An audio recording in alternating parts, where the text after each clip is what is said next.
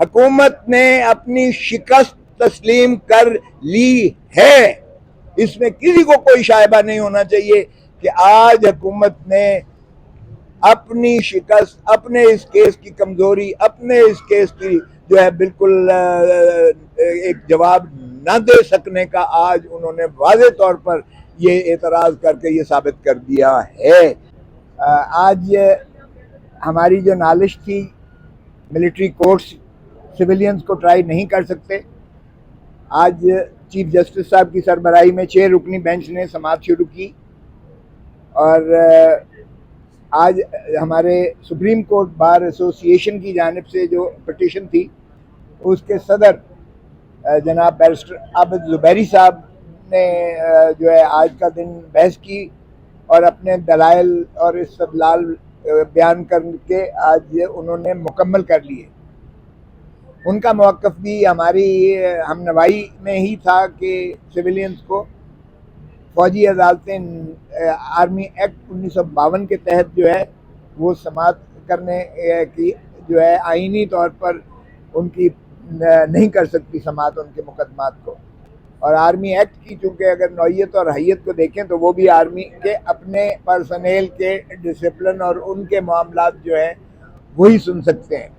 اسی لیے جو پہلے جتنے بھی اس معاملے میں فیصلہ جات ہو چکے ہیں وہ 1975 سے لے کر 1999 شیخ لیاقت حسین کے کیس سے لے کے اور ڈسٹرکٹ بار ایسوسی ایشن راولپنڈی کا کیس 2015 سپریم کورٹ، ان ساروں کا انہوں نے اقتباسات سے جو ہے یہ بات باور کروائی اور انہوں نے ثابت کی کہ سویلینز کو فوجی عدالت کے تحت نہیں سماعت کیا جا سکتا. اور انہوں نے اپنی اختتام بھی اسی بارہ میں کی کہ آرٹیکل 8 میں یہ قانون جو آرمی ایکٹ کا 2D ہے، یہ بنیادی حقوق سے متصادم ہونے کے ناطہ سے اس کو بھی کالعدم قرار دیا جائے، جو ہماری ایک معروضات میں سے ایک جو گزارش تھی. تو انہوں نے اس کی تائید کرتے ہوئے اپنا اختتام اسی بات پر کیا اور انہوں نے کہا کہ یہ آرٹیکل نہ صرف 4 کے متصادم ہے، آرٹیکل 9 کے، آرٹیکل 10A کے، آرٹیکل 14 کے،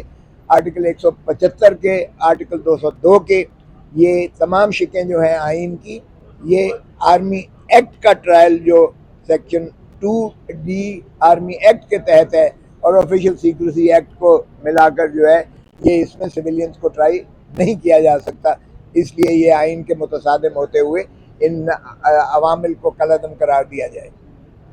اس کے بعد چیف جسٹس صاحب نے اٹارنی جنرل فار پاکستان کو جو ہے مدعو کی دعوت دی. ان کو خطاب کے لیے ظاہر ہے کہ انہوں نے ان تمام چیزوں کے جوابات دینے تھے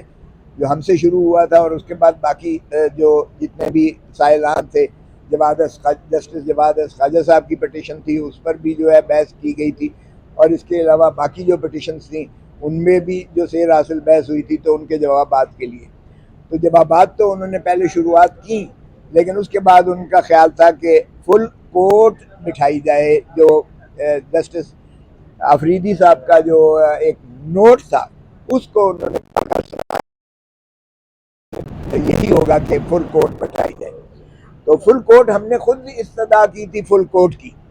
اور اس پر جو ہے جسٹس میڈم عائشہ ملک صاحبہ کی جانب سے آبزرویشنز آئیں اور جسٹس منیب اختر صاحب کے بھی طرف سے آئیں کہ یہ باتیں جو پہلے آپ نے کیوں نہیں کیا. اب ساری جب بحث ختم ہو گئی ہے، سائلان کی پٹیشنرز کی بحث اختتام کے بعد آپ یہ بات کر رہے ہیں. اور جسٹس عائشہ ملک صاحبہ نے کہا کہ آپ کو کیسے پتہ ہے کہ چیف جسٹس صاحب نے تمام موجود سپریم کورٹ کے جج صاحبان کو سے مشاورت نہیں کی یا ان کو بینچ کا حصہ نہیں بنایا، جس کی بات میں خود چیف جسٹس صاحب نے بھی وضاحت کی. کیونکہ ہمارا موقف یہ تھا کہ بجائے اس کے کہ 7-5-3-2-3-5 یہ جھگڑا ختم ہونا چاہیے. یہ ایک ایسا ایشو ہے جس پر ہم خود چاہتے تھے، اور 2 وجوہات تھیں. نمبر 1 یہ تھا کہ سارے جج صاحبان کو ہم اکٹھے بٹھائیں، اور ہم نے اس حد تک کامیاب ہوئے کہ سینئر پیونی جج صاحب جو ڈیزگنیٹڈ چیف جسٹس ہیں وہ بھی بینچ کا حصہ بنے، اور دوسرے جو سینئر موسٹ جج تھے سردار طارق مسعود صاحب وہ بھی بینچ میں بیٹھے. ہم نے انتہائی اس میں ایک مسرت کا اظہار کیا کہ چلیں جتنے میسر تھے، آفریدی صاحب تھے، جسٹس منصور علی شاہ صاحب تھے، یہ سارے جو ہے آگے. اس سے جو ہے ایک خوبصورت بینچ بن گیا اور بینچ سے جو ہے وہ تمام جو افواہیں تھیں وہ دفن ہو جاتی تھیں. یہ صاحبان بیٹھ کر فیصلہ کر رہے ہیں. کسی کی ذاتی تو نہیں تھی، نہ اعتزاز احسن کا کوئی ذاتی نالج تھی، نہ میری کوئی ہے. ہم تو پبلک انٹرسٹ میں یہ کہہ رہے تھے کہ پاکستان کے عوام کو ان کی جو بنیادی حقوق ہیں اس کا تحفظ ہی اس طرح ہو سکتا ہے کہ ان کو جو ایکسپوز نہ کیا جائے فوجی عدالت. اور دوسری بات میری ذاتی جو ایک اور خواہش یہ تھی کہ فوج کو اس چیز سے باہر رکھا جائے تاکہ فوج اس متنازع مسئلے میں نہ پڑے، کیونکہ فوجی عدالتوں کو نہ بین الاقوامی طور پر تسلیم کیا جاتا ہے نہ مقامی طور پر تسلیم کیا جاتا ہے، کیونکہ فوجی عدالتیں جو ہوتی ہیں وہ جج صاحبان کوئی قانون کی تعلیم سے آراستہ نہیں ہوتے ہیں، نمبر ایک. نمبر دو، یہ جج صاحبان جو ہیں یہ پاکستان کی جو عدلیہ ہے اس کی سپروائزری یا اپیلٹ جورسڈکشن کے تابع نہیں ہوتے ہیں. ان میں جو ہے وکیل اوپن ٹرائل نہیں ہوتا، پبلک نہیں دیکھ سکتی، ان کو کوئی پتہ نہیں ہے کہاں رکھا گیا ہے، کہاں ٹرائل کیا گیا ہے. فیصلے نہیں لکھے جاتے ہیں بلکہ صرف ایک لفظ ہوتا ہے گلٹی ناٹ گلٹی، کوئی دلیل نہیں ہوتی ہے اس میں. اور اسی طرح سمری ایویڈنس بھی پوری ریکارڈ کرنا نہیں ہوتا ہے، اس کی بھی سمری اور جس صرف لکھتے ہیں. تو یہ نفی ہو جاتی ہے جو ہے آرٹیکل 175 کی، یعنی عدالتی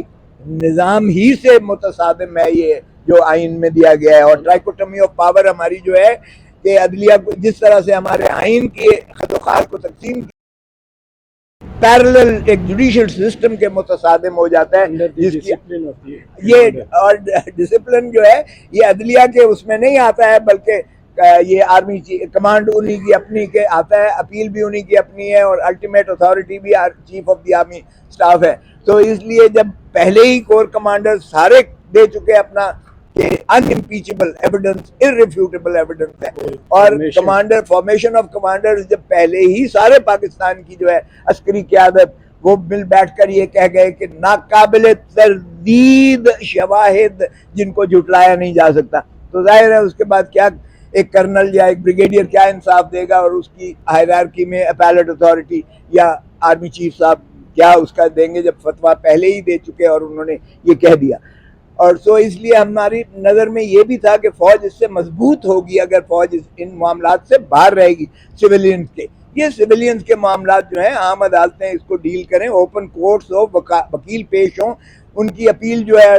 عدالت کے فیصلے کی ہائی کورٹ میں ہو، ہائی کورٹ کے بعد سپریم کورٹ میں ہو. یہاں نہ ہائی کورٹ میں اپیل ہوتی ہے فوجی عدالت کے خلاف، نہ سپریم کورٹ میں اپیل ہوتی ہے. تو اس لیے ہمارا موقف بڑا یہی تھا کہ الٹیمیٹ آرمی چیف کو اس میں ہوتی ہے.